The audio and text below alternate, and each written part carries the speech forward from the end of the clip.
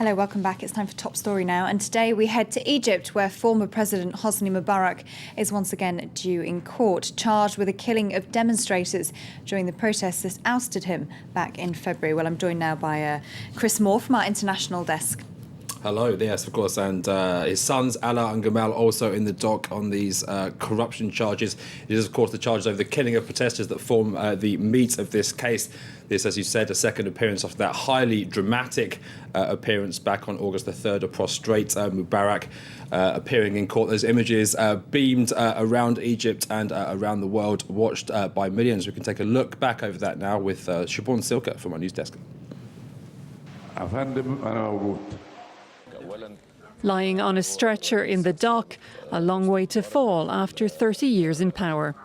Hosni Mubarak is facing court and the cameras of the world's media alongside his sons Alaa and Gamal and his former Interior Minister Habib al-Adli.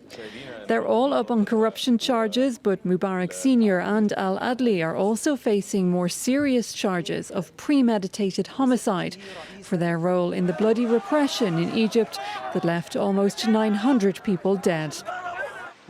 I completely deny these accusations. On the streets of Cairo, some people remain loyal to the former president. Mubarak will always be a father to us. If they want to put him in jail, they'll have to deal with us, and we're prepared to die. We'll stay here to support him until the very end.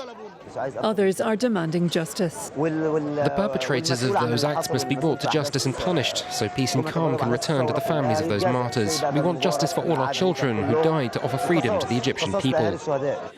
Mubarak spent just one day in court before the trial was adjourned for deliberations. Now it's restarting. If he's found guilty, Mubarak could be sentenced to death. So, Chris, this is going to be Mubarak's second appearance. What can we expect from today? Well, obviously, high drama back on August the 3rd. The idea is that the court gets down to business now, if you like, hearing details of these murder and corruption allegations, hearing witnesses from both sides, legal arguments from the lawyers involved.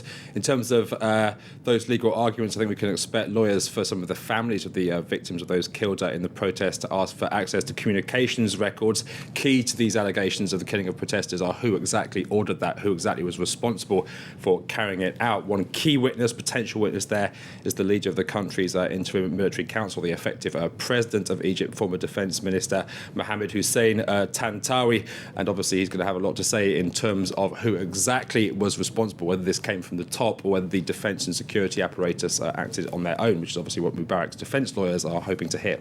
And what are we expecting? What kind of justice do we expect to see? Is it really going to be a fair trial, do you think? Well, first of all, I think we have to point out that it has until now been a fairly chaotic process. Back at that first hearing, we saw lawyers queuing up, shouting to have the grievances of their clients heard at the same time.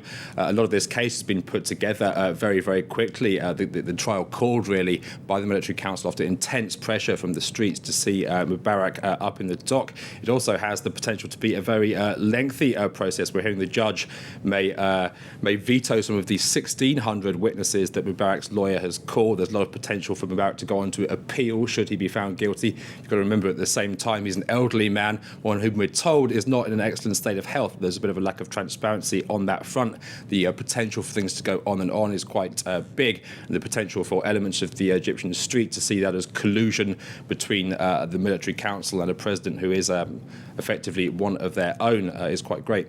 And I guess all this is coming at a time when many Egyptians are fearful that that now they've kind of succeeded in ousting Mubarak, the revolution's got underway. It's now lost its way and they're not being given what they were promised. Yeah, it's a thing that's existed for some time. If you look at all those kind of urban liberals, if you like, progressives, the kind of Facebook movement that prompted those protests and the departure of Mubarak, they're a movement now that's failed really to find a unifying leader, failed to become a unified political force. At the same time, they're very worried by the course that the military council is taking the country on. They fear it's one that's undemocratic, more of the same, if you like, without Mubarak at the top. The arbitrary arrests go on. We saw one of the most prominent bloggers workers from the revolutionary period taken in for questioning for allegedly defaming the military council only a day or so ago.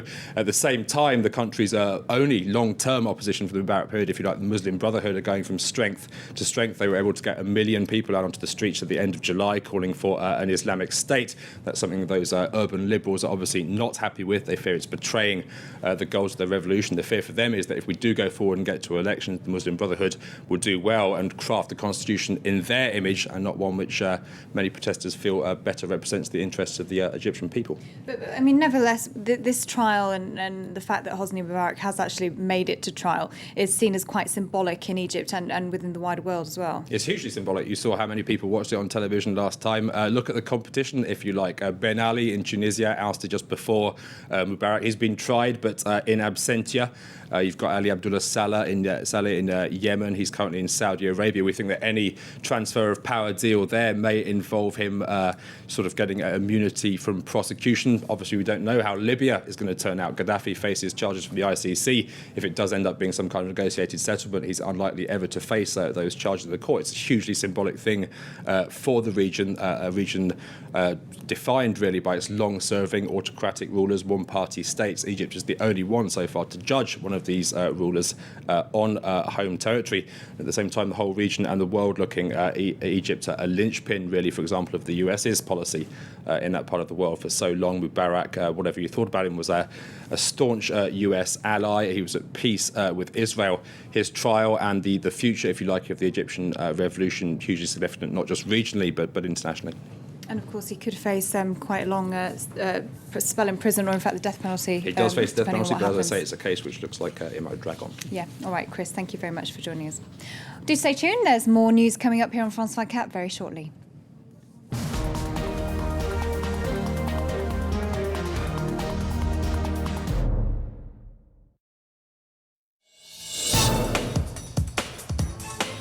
Welcome to Avenue Bourguiba, the Champs-Élysées of Tunis.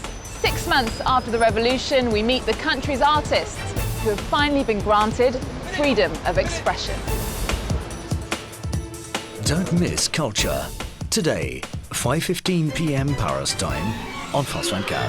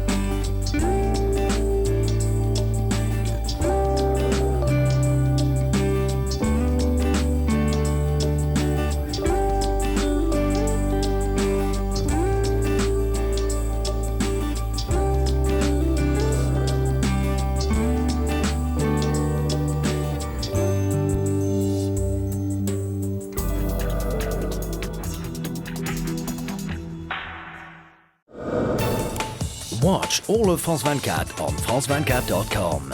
It now features more content and is quicker and easier to use. 24 hours a day wherever you are, visit our website and catch up on all the latest news. Watch the channel in high definition. Pause live TV and watch programs from the past 24 hours at the click of a button. Find our reports, programs and web documentaries in seconds. All of France 24 in French, English and Arabic on france24.com.